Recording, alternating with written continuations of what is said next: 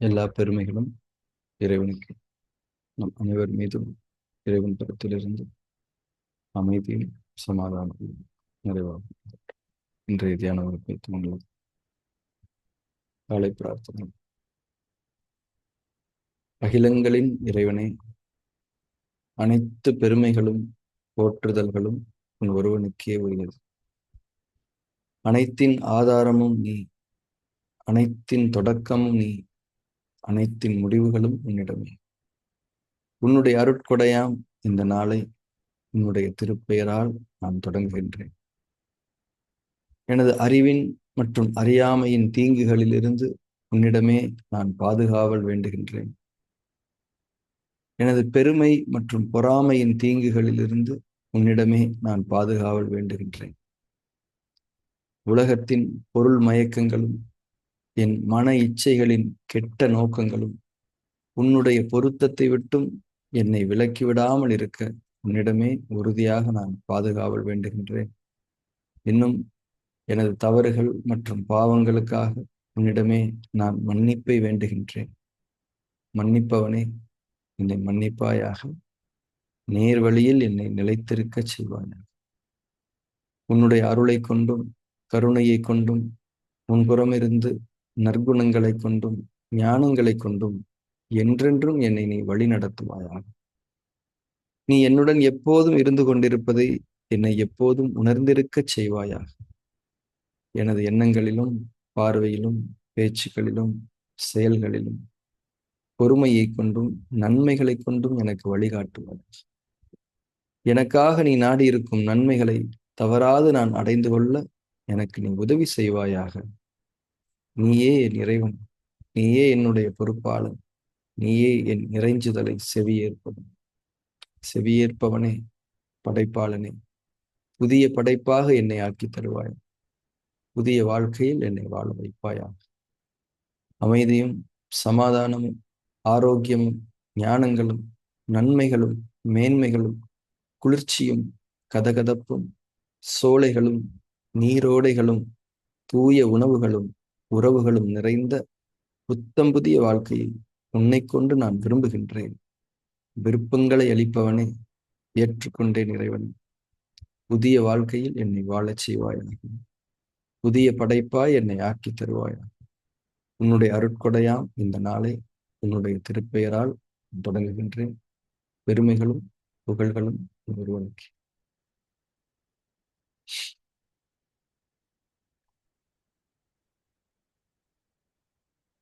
தூக்கத்தின் முக்கியத்துவத்தை பற்றி பல வகுப்புகளில், முக்கியமாக அந்த நோய் தீர்க்கும் இரவு பிரார்த்தனைகளுடைய சமயங்களில் நாம் பேசியிருக்கின்றோம். தூக்கத்தின் மதிப்பை நாம் ஒவ்வொருவரும் ஆழமாகவும் உறுதியாகவும் உணர்ந்தவர்களாக இருக்கிறோம். ஒரு நாள் தூக்கம் சரியில்லாமல் போனா கூட அது நம்ம உடம்போட ஆரோக்கியத்துக்கும் மனசுடைய சுகத்துக்கும் பாதகமான ஒரு அம்சம். தூக்கத்தை பத்தி ரொம்ப அடிப்படையா நாம புரிஞ்சுக்க வேண்டிய ஒரு ஞானம், ஒரு சத்தியம் என்னன்னா, தூக்கத்தை நாம் அடைந்து கொள்ள முடியாது, தூக்கம்தான் நம்மை அடைய முடியும் என்பதை புரிந்து. நம்ம நினைச்சா உடனே தூங்கிட முடியாது. தூக்கம்தான் நம்மளை அடைய முடியுங்கிறத நம்ம புரிஞ்சுக்கணும். இறைவனுடைய கருணையின் ஒரு முக்கியமான வடிவம் தான் தூக்கம். தூக்கத்தை மாதிரி மனசுக்கு சுகம் அளிக்கக்கூடிய ஒண்ணு கிடையாது. உடம்புக்கு புத்துணர்வு அளிக்கக்கூடிய ஒண்ணு இருக்கவே முடியாது. இது எல்லாருமே நம்ம அனுபவிச்சிருக்கோம் இந்த விஷயம். தூக்கம் நம்மை இறைவனுடைய ஞானங்களுக்கும் அவனுடைய மன்னிப்பிற்கும் அருகில் அழைத்து செல்லக்கூடிய ஒரு முக்கியமான அம்சம். ரொம்ப லேசான ஒரு அம்சம். இது பண்றதுக்கு ரொம்ப கஷ்டப்பட தேவையில்லை. ஆனா அதுவே இன்னைக்கு கஷ்டமாயிடுச்சு. அப்ப எந்த அளவுக்கு நம்ம லைஃப் காம்ப்ளிகேட்டடா இருக்குன்றத நாம புரிஞ்சுக்கணும். இப்ப நம்ம மனசுல கவலையோடு இருக்கிறோம். ஒரு விஷயத்தை நினைச்சு யோசிச்சுட்டு நாளைக்கு அது என்ன ஆகுமோன்னு அப்படியே ஒரு பாரத்தோட இருக்கிறோம். அதை நினைச்சு அந்த நினைப்புலயே நமக்கு தூக்கம் வரமாட்டேங்குது. ஆனா நல்லா யோசிச்சு பார்க்கணும், ஃபுல் நைட்டுமே நமக்கு அப்படி இருக்காது. ஏதோ ஒரு பாயிண்ட்ல நம்மளை அறியாம நம்ம தூங்கியிருக்கோம். இது நம்ம அனுபவம். எப்படி அந்த தூக்கம் வந்துச்சு? அந்த கவலையும் அந்த மன அழுத்தங்களும் பாரமும் எங்க போச்சு? எல்லாத்தையும் மீறி அது எல்லாத்தையும் நம்மளை மறக்கடிக்க வச்சு தூக்கம் நமக்கு தரப்பட்டுச்சு. தூக்கம் நம்மளை அடைஞ்சிச்சு. இறைவனுடைய கட்டளை. இப்ப அதே கவலையும் மன அழுத்தமும் பகல்ல நமக்கு இருக்குன்னு வச்சுக்கோங்களேன். அந்த பகல் பொழுது எவ்வளவு வலியோட இருக்குன்றதே நம்ம அனுபவிச்சிருக்கோம். ஒரு நிமிஷம் போறது கூட 1 மணி நேரம் போற மாதிரி இருக்கும். எப்படா நைட்டு வரும், கொஞ்சம் தூங்குனா பரவாயில்லையே, வாய் விட்டே சொல்லிடுவோம். ஆனாலும் தூக்கம் வராது. தூக்கத்துக்காக அந்த பகல்ல ஏங்குவோம். அந்த ஏக்கம் தூக்கத்தோட முக்கியத்துவத்தை நமக்கு உறுதியா உணர்த்தணும். ஒவ்வொரு நாள் விடியல்லையும் நாம இறை ஞானங்களை கொண்டுதான் எழுந்து கொள்கின்றோம். இந்த இறை ஞானங்கள் நம்முடைய வாழ்வை சீரமைத்து இன்றைக்கு சுகமாக்கி தந்திருக்கின்றன. ஒவ்வொரு நாள் இரவுமே இறைவனுடைய மன்னிப்போடையும் நம்ம வாழ்க்கையை சீரமைக்கிறதுக்கான ஞானங்களோடையும் நம்ம வாழ்க்கையை லேசாக்குறதுக்கான விஷயங்களோடையும் தான் நம்ம அடையுது. அதுக்கான தகுதியில நம்ம இல்லைன்னா கண்டிப்பா அதை நம்ம இழந்துடும். ரொம்ப முக்கியமான விஷயம். இரவுக்கு நம்மை தகுதிப்படுத்திக் கொள்வது, தூக்கத்துக்கு நம்மை தகுதிப்படுத்திக் கொள்வது என்பது ரொம்ப ரொம்ப முக்கியமான விஷயம். அப்படி நம்ம தகுதியே இல்லைன்னா கண்டிப்பா நம்ம அதை தவற விட்டுருவோம். அந்த தவற விடுதல் வாழ்க்கையில் நிறைய விஷயங்களை தவறி போக செஞ்சிடும். இதையும் நாம புரிஞ்சுக்கணும். அதனால தூக்கத்தோட முக்கியத்துவத்தை நம்ம ஆழமா உணர்ந்துகிட்டு ஒவ்வொரு நாளுமே தூக்கத்தை சரியான முறையில் கண்ணியப்படுத்த வேண்டும். இப்போ முறையான தூக்கம் அப்படின்னா என்னது? நைட்டு லேட்டா போய் தூங்கி லேட்டா எந்திரிக்கிறது இல்லை. 9 மணிக்கெல்லாம் தூங்க போயிடும். இறை உணர்வுகளோட, பிரார்த்தனைகளோட, தூக்கத்தினுடைய மதிப்பை உணர்ந்தவர்களாக நாம் அதற்காக காத்திருக்க வேண்டும். அந்த உணர்வான காத்திருத்தலோடு நம்ம இருக்கும்போது நம்மளை அடையிற தூக்கம் தான் அழகான தூக்கம். அது ஏற்கனவே சொன்ன மாதிரி இது எவ்வளவு கஷ்டம்ன்றத நீங்க செஞ்சு பார்த்தா தெரியும். ஏன்னா அந்த அளவுக்கு நம்ம லைஃப் இப்படி செட் பண்ணி வச்சிருக்கிறோம் நிறைய பேர். 9 மணிக்கு தூங்குங்க அப்படின்னு சொன்னா, ஐயோ அது சாத்தியமே இல்லாத ஒரு விஷயமே. அது அது சாத்தியமா இல்லாத அளவுக்கு நம்ம லைஃப் இருக்குன்றதை புரிஞ்சுக்கணும். இப்ப எந்த அளவுக்கு மனம் 2டைய பதிவுகள் தூக்கங்கிற அந்த இறைவனுடைய அருள்ல இருந்து நம்மளை தூரமா ஆக்கி வச்சிருக்கின்றத புரிஞ்சுக்கணும். அதாவது ஒரு விஷயம் நான் எப்பவுமே டாக்டரும் அதை சொல்லுவாங்க. அதாவது அந்த ஒரு கவலையோட, பாரத்தோட, மன அழுத்தத்தோட இந்த நைட் இருக்கிறோம். நாளைக்கு பார்த்துக்கலாம், நாளை எல்லாம் சரியாயிடும்னு சொல்லக்கூடிய அந்த எளிமையான வார்த்தைகள் நம்ம மனசுல ஒரு நம்பிக்கையை தரும். பார்த்திருக்கீங்களா? இந்த நாளைக்கு மேல ஒரு நம்பிக்கை இருக்கும். மனசுல அவ்வளவு ஊர் ஊர் ஊரா கவலைகளும் பாரங்களும் இருக்கும். ஆனா நாளைக்கு பார்த்துக்கலாம்னு சொல்ற அந்த எளிமையான வார்த்தை நம்ம அறிவோட ஆதிக்கங்களையும் வாழ்க்கையோட யதார்த்தங்களையும் மீறி அதை எல்லாத்தையும் உடைச்சிட்டு நமக்குள்ள ஒரு நம்பிக்கையை தரும் இல்லையா? அந்த நம்பிக்கை தான் இறைவனுடைய இறை ஞானங்கள் நமக்கு இறக்கப்படுவதற்கு ஒரு அத்தாட்சி. இரவு என்பது இறைவனுடைய அருள்களை நம் மீது பொழியக்கூடிய நேரம், நாம் மன்னிக்கப்படக்கூடியது. வீணான பொழுதுபோக்குகளும், மானக்கேடான கேளிக்கைகளும், வெற்று அரட்டைகளும், விளையாட்டுகளும் இன்றைக்கு நம்முடைய இளைய சமுதாயத்தை நிரப்ப தொடங்கி இருக்கின்றன. இரவுகள், இளைய சமுதாயத்தினுடைய இரவுகள் இவைகளால் நிரம்பப்பட்டதாகத்தான் இன்றைக்கு இருந்து கொண்டிருக்கு. இறை வழியிலிருந்து கிளியரா விலகிட்டோம். வழிகேடுகள்ல பயங்கர வேகத்துல போயிட்டு இருக்கோன்றதுக்கான அடையாளங்கள் இவைகள் தான். இரவை நீங்கள் எப்படி நடத்துகிறீர்கள் என்பதுதான் உங்களுடைய வாழ்க்கையினுடைய தரத்தை உங்களுக்கு உணர்த்தக்கூடிய ஒரு சான்று. அந்த அத்தாட்சிகளில் இருந்தெல்லாம் நாம் நம்மை விலக்கிக் கொள்ள வேண்டும். நம்முடைய சந்ததிகளை நாம் பாதுகாத்துக் கொள்ள வேண்டும். அதற்கான உதவியை இறைவனிடமே நாம் வேண்ட வேண்டும். ஏற்கனவே சொல்ற மாதிரி நைட்டு சீக்கிரமா தூங்க போறது 9 மணிக்கு நீங்க பிளான் பண்ண முடியாது. சன் செட்ல இருந்தே நீங்க கொஞ்சம் கொஞ்சமா பிளான் பண்ணாதான் நீங்க அந்த 9, 9:30க்கு தூங்க போக முடியும். ஸோ சீக்கிரமே வீட்டுக்கு வாங்க. முடிஞ்சா குளிச்சுட்டு கை கால் முகம் கழுவிட்டு முக்கியமா இந்த ஃபோனு, டிவி இதெல்லாம் தூரமா வச்சுட்டு, கொஞ்சம் ஏதாவது புத்தகங்கள் படிங்க. இறைவேதங்கள வாசிங்க. அந்த சிந்தனைகள் இருங்க. உங்க ஃபேமிலி மெம்பர்ஸ்ட்ட பேசுங்க. எளிமையான இரவு உணவ நிறைவா சாப்பிடுங்க. நிறைவா சாப்பிட்டுட்டு, அந்த உணர்வான காத்திருத்தல்ல இருங்க. அப்படியே ரிலாக்ஸ் பண்ணி அப்படியே இருங்க. அத வந்து சும்மா செஞ்சு பாருங்க. ஒரு 1 வாரம் செஞ்சு பார்த்தா தெரியும். ஃபர்ஸ்ட் கஷ்டமா இருக்கும். அப்புறம் லேசாயிடும்.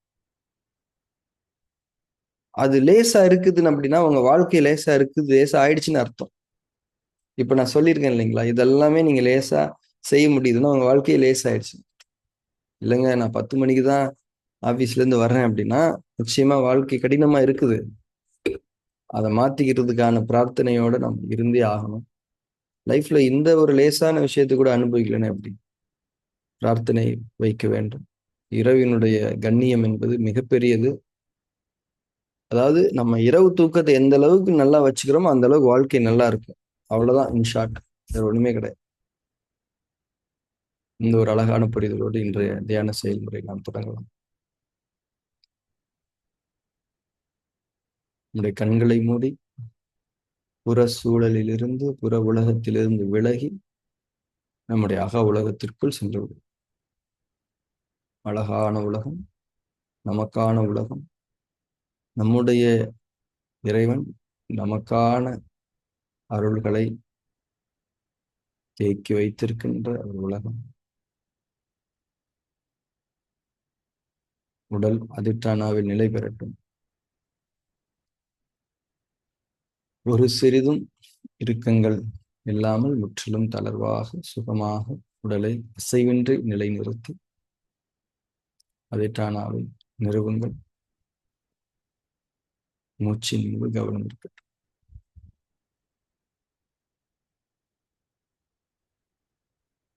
இயல்பான மூச்சு ஓட்டம், இயல்பான உள்மூச்சு, வெளிமூச்சு.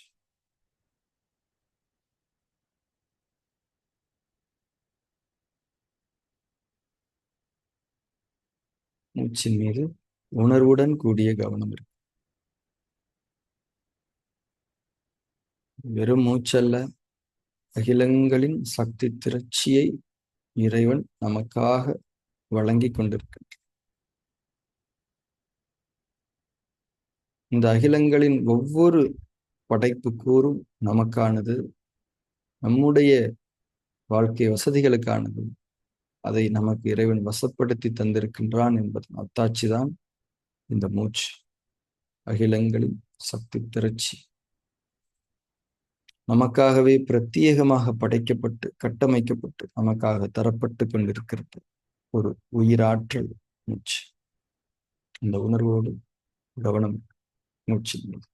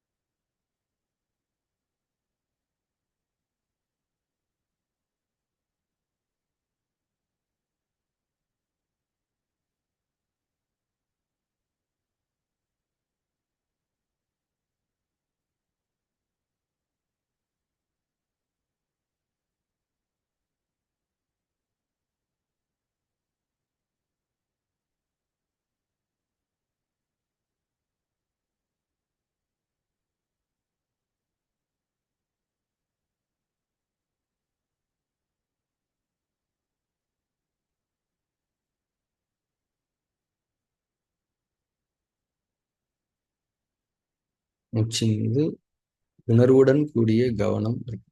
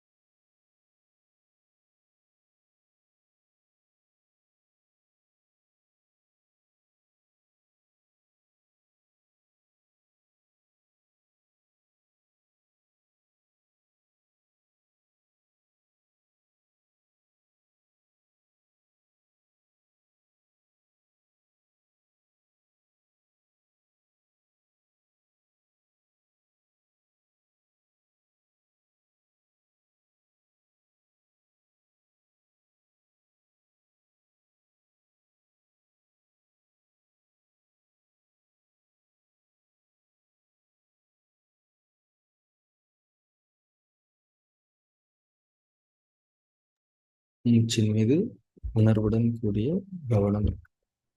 ஒரு மூச்சு தவற விடப்படக்கூடாது. ஒவ்வொரு மூச்சிலும் அந்த உணர்வை நம்பிக் கொள்ளும்.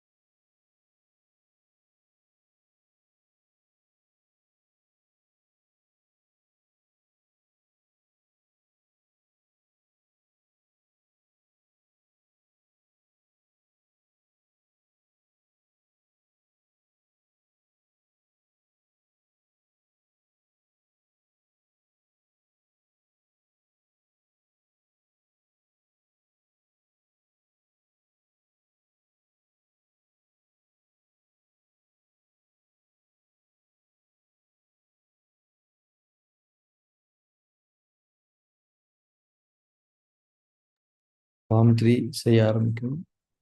லெசன் 3யோட டீச்சிங்ஸ் ஞாபகம் வச்சுக்கணும். சாட்சி பாவனையில் நிலை பெற வேண்டும். கவனங்களிலிருந்தும் உணர்வுகளிலிருந்தும் தளர வேண்டும். மனதிலும் உடலிலும் எந்த ஒரு நிகழ்வும் மாற்றமும் தூண்டலும் நிகழ்ந்தாலும் அது நடக்கட்டும். அவைகளை வெறுமனே பார்த்துவிட்டு தளர்வாக இருங்கள். ஒரு பார்வையாளராக இருங்கள். முக்கியமாக எண்ணங்கள் குறித்தும் உடல் உணர்ச்சிகள் சென்சேஷன்ஸ் குறித்தும் நிச்சயமாக ஒரு பார்வையாளராக இருங்கள். அவைகள் ஒரு பக்கம் நிகழ்ந்து கொண்டிருக்கட்டும். நீங்கள் அவைகளிலிருந்து தூரமாகி அவைகளை வெறுமனே கவனித்துக் கொள்ளுங்கள். மிக முக்கியமான ஒரு நுட்பம், செயல்படுவதற்கு அனுமதிக்க வேண்டும். நாம் ஃபார்ம் 3 செய்ய தொடங்கும்.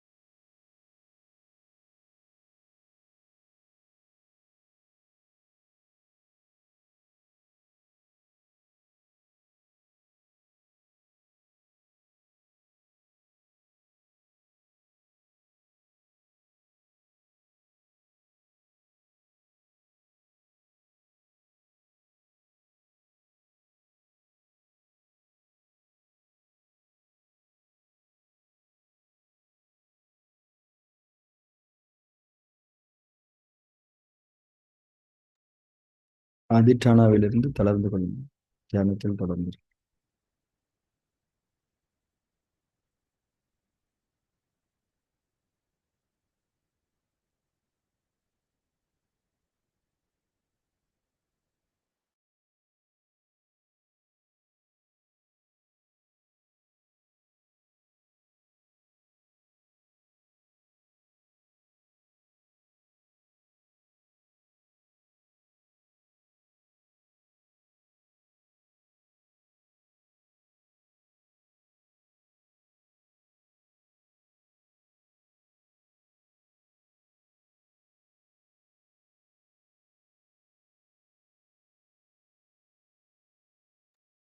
நாம் தியானத்தை நிறைவு செய்து கொள்ளலாம்.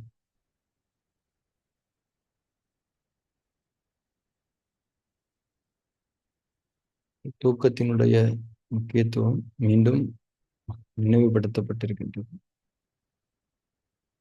நமக்கு தூக்கம் சரியா இல்லை அப்படின்னாலே அது நம்ம எங்கேயோ தவறி இருக்கோன்றத அறிவிக்கக்கூடிய ஒரு விஷயமா தான் நம்ம எடுத்துக்கிறோம். இறைவன்கிட்ட பிரார்த்தனை வைக்கணும். ஒரே ஒரு பிரார்த்தனை வச்சாலே போதும். அந்த ஒரு தூக்கத்தை இரவை லேசாக்கி தாங்கன்ற அந்த ஒரு பிரார்த்தனை அதுல எல்லாமே அடங்கும். ஏன்னா தூக்கம் அப்படிங்கிறது ஒரு செயல் கிடையாது, அது ஒரு விளைவு தான். அப்போ தூக்கம் அப்படிங்கிற அந்த விளைவை நீங்க கேட்டுட்டீங்கன்னா நல்ல செயல்களுக்கான ஞானங்களை தான் இறைவன் கொடுப்பான். உங்களுக்கு உடனே தூங்குங்கள் அப்படின்னு சொல்லிட மாட்டான். அதனால இறைவன்கிட்ட அந்த லேசான தூக்கத்தை கேட்கறது அப்படிங்கிறது வாழ்க்கையுடைய ஒழுங்குகள்ல என்னை நிலைப்படுத்துங்கன்னு கேட்கறதுக்கு சமம் அப்படிங்கிறது தான் என்னுடைய புரிதல். நல்லா இப்போ இந்த நிமிஷம் இந்த செகண்ட் அந்த பிரார்த்தனை மனசுல இருக்கு. இந்த விருப்பம் தான் பிரார்த்தனை. இந்த விருப்பம் வந்துருச்சு, ஏற்கனவே கொடுக்கப்பட்டதுதான், இப்ப நினைவூட்டப்பட்டிருக்கு, அவ்வளவுதான். இந்த உள்ள இருக்கு பாருங்க சார், அந்த ஓரமா இருக்கு பாத்தீங்களா, அதான் இது. இந்த வகுப்பே அதுதான். எல்லா ஆன்மீக வழிமுறைகளுமே அதுதான். வேத புத்தகங்களுமே அதுதான். இந்த ஓரமா இருக்குது, ஏற்கனவே நான் கொடுத்துருக்கிறேன், கொஞ்சம் எடுத்து பார்த்துக்கணும். நம்முடைய வாழ்க்கை இன்னும் இன்னும் அழகாகட்டும், லேசாகட்டும். நாளை தியான வகுப்பில் சந்திக்கலாம். Thank you very much.